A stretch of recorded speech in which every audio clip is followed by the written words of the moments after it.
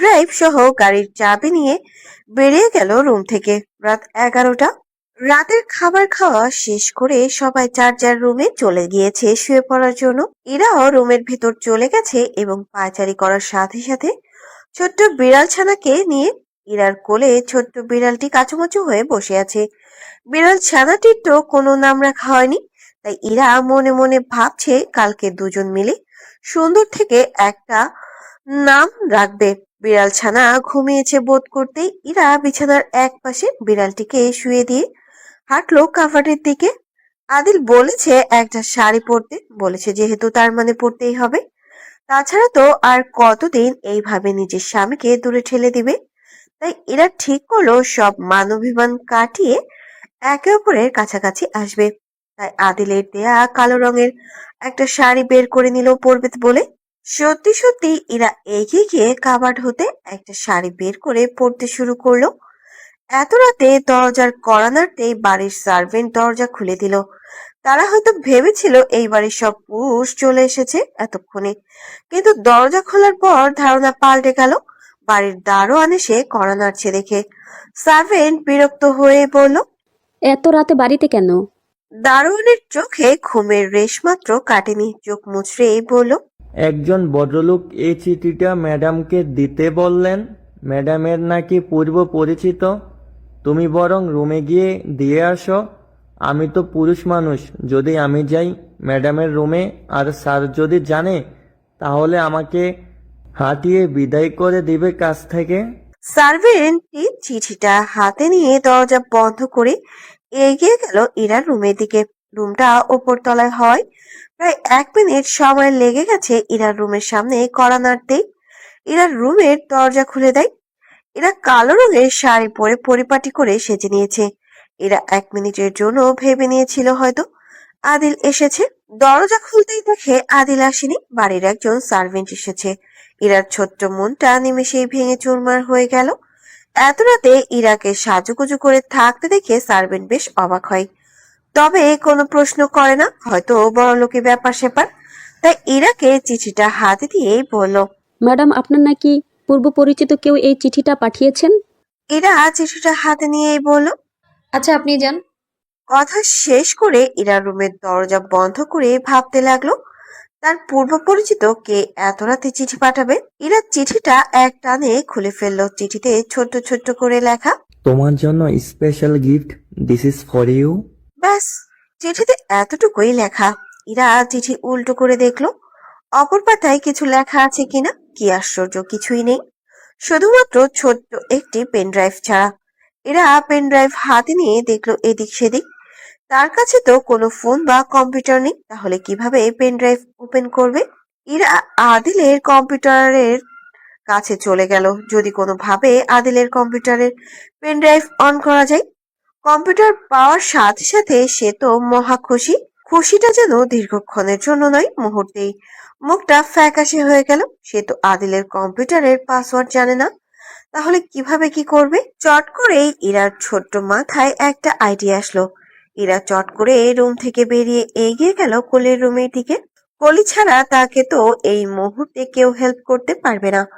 কড়া নাড়লো কলির রুমের সামনে। দু একবার কড়া নাড়তেই কলির দরজা খুলে দিল। হয়তো কেবলই ঘুমের জন্য প্রিপারেশন নিচ্ছিল কলি। কলি হঠাৎ ইরাকে শাড়ি পরে দেখে অবাকের শীর্ষে উঠে গেল।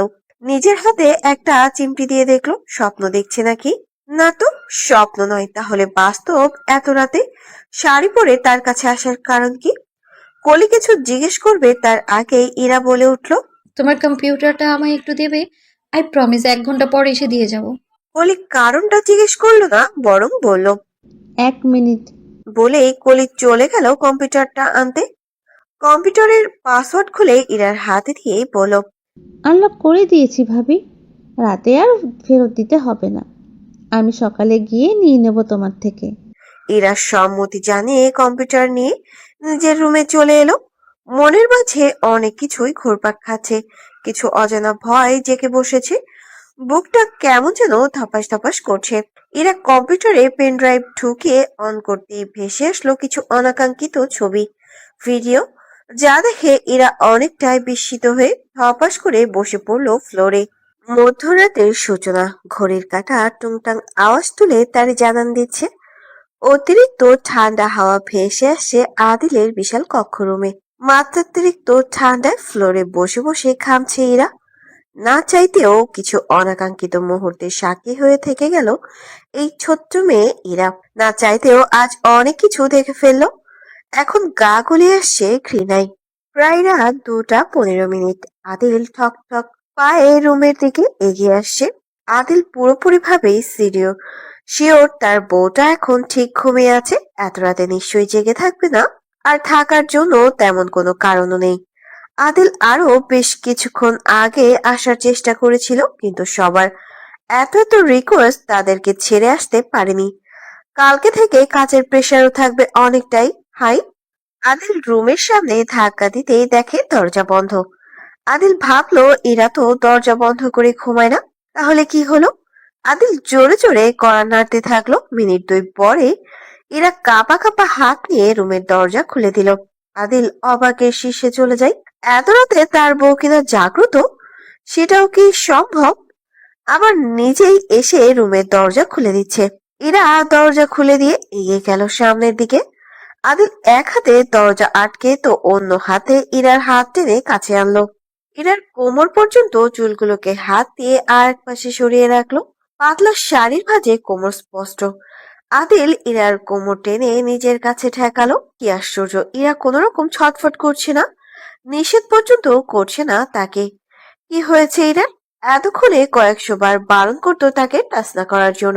আদিল ইরার কোমর ছেড়ে এগিয়ে রুমের লাইট অন করতে ইরা শুকনো ঢোকিলে তাকিয়ে আছে আদিলের দিকে। এই মুহূর্তে ইরাকে দেখে মনে হচ্ছে চোখ দিয়েই ভস্ম করে দিবে আদিল শিকদারকে। আদিল রুমের লাইট অন করে ইরার দিকে এগিয়ে আসলো। এই ঠান্ডার মাঝেও ইরা ঘামছে, তাই আদিল ইরার কপালের গালে হাত দিয়ে বোঝার চেষ্টা করলো জ্বর ঠান্ডা হলো কি। আশ্চর্য, তেমন কিছুই হয়নি। আদিল বিষয়টা বুঝতে ইরাকে পেছন থেকে শক্ত করে জড়িয়ে ধরলো। গলায় শক্ত করে চুমু খেয়ে ফিসফিস করেই বলল, আপনাকে খুব সুন্দর লাগছে ম্যাডাম। এরা বিরক্তিতে কপাল কুঁচকে ফেললো, কিন্তু কোনো প্রতি উত্তর করলো না। আদিল ইরার উন্মুক্ত ঘাড়ে পরপর কতগুলো চুমু খেয়ে নিল। এরপর ইরার কোমর টেনে নিজের দিকে ঘুরিয়ে নিল। চোখে চোখ পড়তেই ইরা চোখ সরিয়ে নিল। আদিলের এবার আর বুঝতে বাকি রইল না তার বউ তাকে ইগনোর করছে।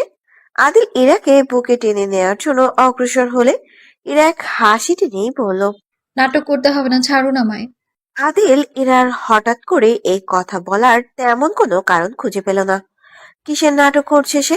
তাই আদিল ইরার দিকে তাকিয়ে শক্ত গলায় বলল, মানে কিসের নাটক?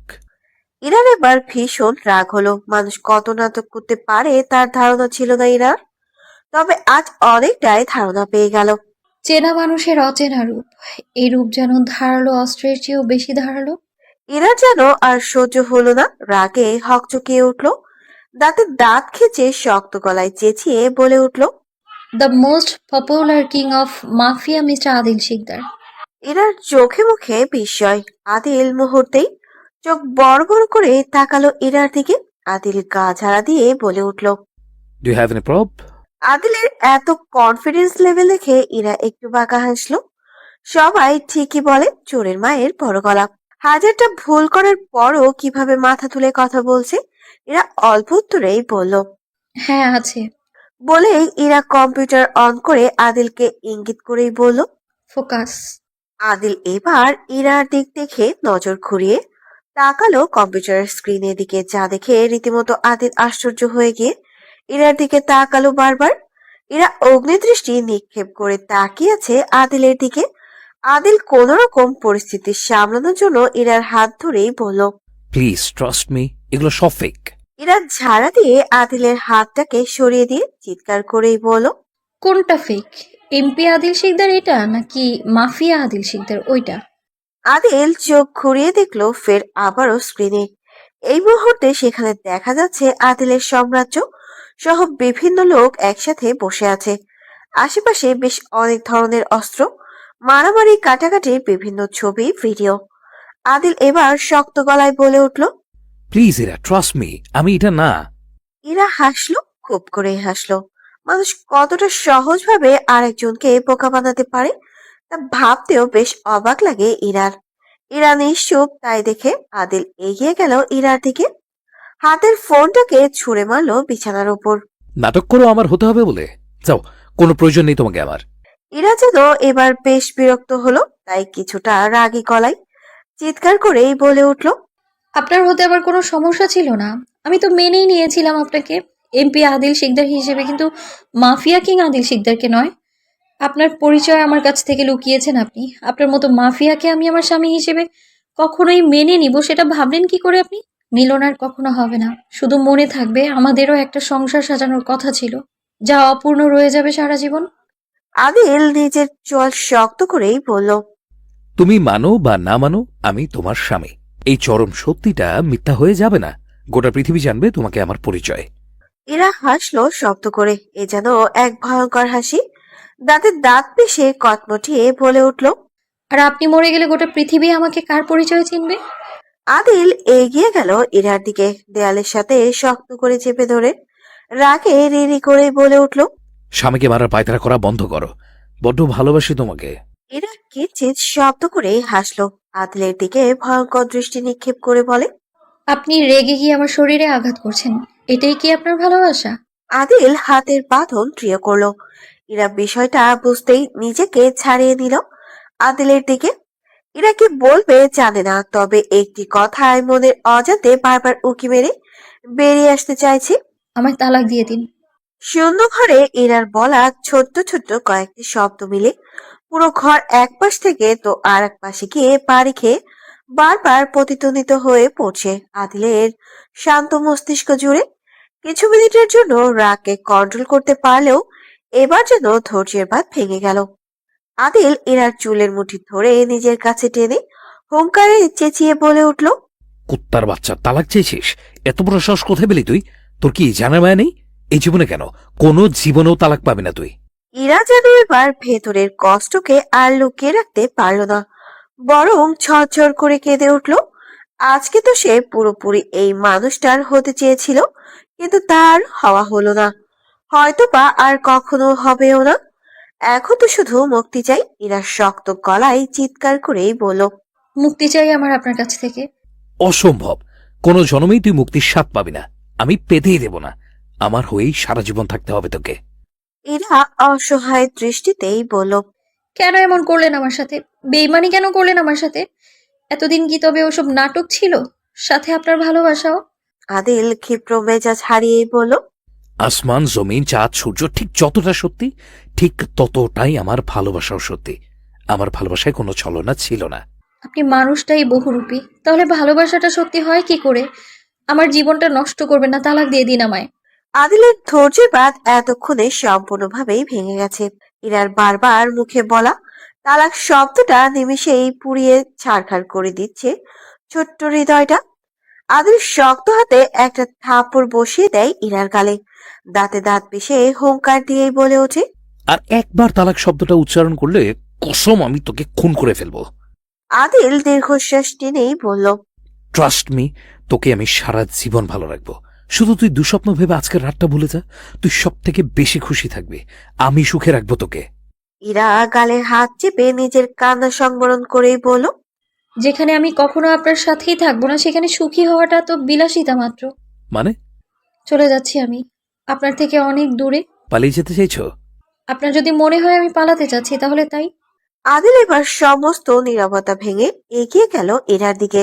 ইরার সম্পর্কে আদিলের বেশ ধারণা আছে, ইরার রাগ, অভিমান, জেদ, সাহস। তাই আদিল ইরাকে মানানোর জন্যই বলে উঠল, ভালোবাসি তোমাকে, বিশ্বাস করো আর থেকে যাও প্লিজ। আমার ভালোবাসা কিন্তু মিথ্যে ছিল না বউ। ইরা বেশ কিছুটা দূরত্ব নিয়ে আদিলের থেকে সরে গিয়ে বলল, আমেরিকার নিউ ইয়র্কের মতন জনবহুল শহরে অবৈধ কাজ, অস্ত্র পাচার, নারী পাচার, আরো বিভিন্ন ধরনের অবৈধ কাজ করতেন আপনি কিভাবে? এমপি হওয়ার কারণটা কি শুধুই জনগণের সেবা, নাকি নারী পাচার করার আরেকটা মাধ্যম? আদিল শুকনো ঠকিল। ইরার কিছু মিনিটে বেশ অনেকটাই আইডিয়া হয়েছে তা দেখে আদিল বেশ অনেকটাই অবাক হলো।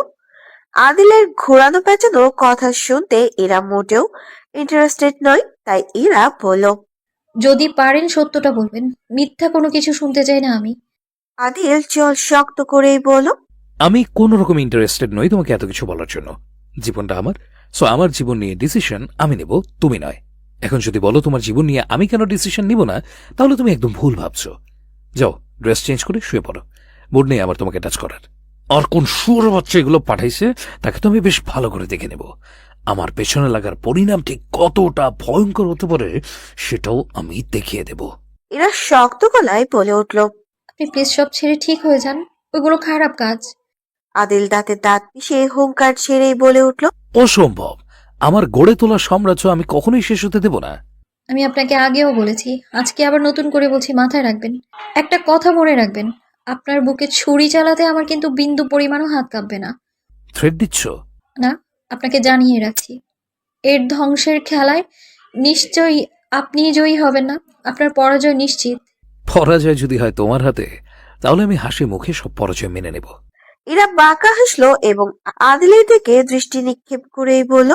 নেশায় ডুবে আছেন তাই ভুলভাল বলছেন। শুধু এটা পরাজয় হবে না, আপনার জীবন মৃত্যুর খেলা হবে। তোমার কাছে আসলে আমার কোনো নেশার প্রয়োজন পড়ে না। তুমি তো এক নেশা, অ্যালকোহলের থেকেও হাজার গুণ বেশি নেশা ধরে তোমায় দেখলে। ইরা আর দাঁড়ালো না, হাঁটতে শুরু করলো রুমের দরজা খুলে বেরিয়ে যাবে। তার আগেই আদিল ইরার হাত টেনেই বলল। কোথায় যাচ্ছ? ইরা ঝরঝর করে কেঁদে উঠে বলল। আপনার থেকে অনেক দূরে, ঠিক তত দূরে চলে যাব যেখানে জীবনে যেন আর কখনো দ্বিতীয়বার দেখা না হয়। আদিল খুব সিরিয়াস গলায় বলে উঠল। আদিল শিকদারের পরাজয় না করেই চলে যাচ্ছ? ইরা গলা নিচু করেই বলল। ভালোবেসেছিলাম আপনাকে, শেষবারের মতো সুযোগটা কাজে লাগিয়ে ঠিক হয়ে যান। ভয়ঙ্কর এই যুদ্ধের ধ্বংস ছাড়া আমি আর কিছুই দেখতে পাচ্ছি না। আদিল মুখে এক চিলতে হাসি দিয়েই বলল। যুদ্ধের ময়দানে তো ধ্বংসই হয়, ভালোবাসার কি আর পুনরাবৃত্তি হয়? ছাড়ুন আমার হাত, যেতে দিন আমায়। খুব সিরিয়াস গলায় বলল আদিল। যদি না ছাড়ি? আমায় আটকানোর চেষ্টা করবেন না। যদি শেষ চেষ্টাটা করি? তবে শেষ করে দিব নিজেকে, আমাকে বাধা দেওয়ার চেষ্টা করবেন না একদম। আদিল হাতটা ছেড়ে দিল ইরার। সে জানে তার বউ এর রাগ কতটা ভয়ঙ্কর। আদিল হাতটা ছাড়লে ইরার রুমের দরজা খুলে বেরিয়ে গেল রুম থেকে। ইরার গায়ে জড়ানো পাতলা শাড়িটা এখনো ঝলঝল করছে। আজকে এই রাতটা একটু সুন্দর হলেও পারতো। একরাশ অভিমান নিয়ে বেরিয়ে গেল ইরা রুম থেকে। আদিল রাগে কটমটিয়ে উঠল। ভীষণ রাগে তোপে আঘাত করতে থাকলো নিজেকে। দেওয়ালে পরপর কয়েকটা ঘুষি সহ টেবিলে লাথি মেরে ভেঙে গুড়িয়ে দিল। দেওয়ালে পরপর ঘুষি পড়ার হাত ফেটে ফিনকি দিয়ে রক্ত পড়ছে। ফোনটাকে কোন রকম বিছানায় ছুঁড়ে ফেলে এগিয়ে গেল ইরাকে খুঁজতে। বাইরে ঠিক যতটা অন্ধকার ঠিক ততটাই ঠান্ডা। ভোর সকাল 5টা। বাইরে তীব্র ঠান্ডা শীতল আবহাওয়া। শরীরের প্রতিটি শিরা উপশিরা শীতে ঠকঠক করে কাঁপা কাঁপা শুরু করেছে ইতোমধ্যে। দুপ্রান্তে দড়িতে থাকা দাঁড়িয়ে থাকা দুটি মানুষ। আদিল নরম সুতির পাঞ্জাবি পরছে, তো অন্যদিকে ইরা কালো রঙের সিল্কের শাড়ি পরেছে। শাড়িটা এত বেশি পাতলা যে শীতের ঠান্ডা শীতল হাওয়া শাড়ি ছেদ করে ভেতরে প্রবেশ করছে। প্রায় ঘন্টাখানেক ধরে দাঁড়িয়ে আছে দুইজন। আদিল ইতোমধ্যে কয়েকবার ইরাকে মানানোর জন্য কাছাকাছি আসলে ইরা আরো দূরত্ব নিয়ে দূরে চলে যায়। আদিল এক দীর্ঘশ্বাস টেনে ভিড় করে বলল, চাইলেও সুন্দর একটি মুহূর্তের সাক্ষী হতে পারত তারা দুইজন। হঠাৎ করে কি যেন হয়ে গেল, হাজার হাজার মাইলের মতন দূরত্ব রয়ে গেল।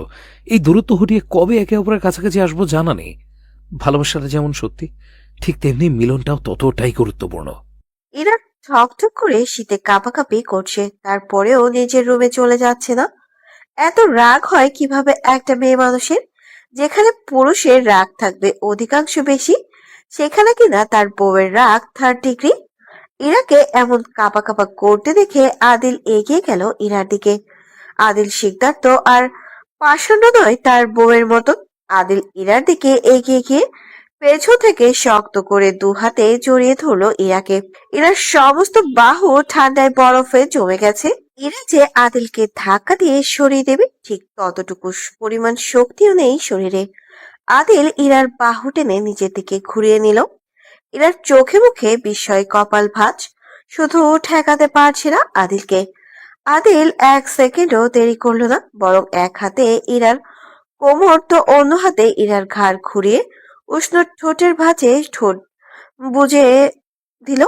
তারপর কয়েক সেকেন্ডে ইরার নরম তুলতুলে ঠোঁটে ঠোঁট ডুবিয়ে রাখলো। ইরা শক্ত হাতে খামচে ধরে আদিলের পাঞ্জাবি। হ্যালো বন্ধুরা, পরবর্তী পার্ট খুব তাড়াতাড়ি আসবে, তো সবাই অপেক্ষায় থাকো। আর চ্যানেলটি যারা এখনো সাবস্ক্রাইব করনি তারা পরবর্তী পার্ট দেখার জন্য চ্যানেলটি সাবস্ক্রাইব করে রেখো। ধন্যবাদ সবাইকে, আমাদের সাথেই থেকো।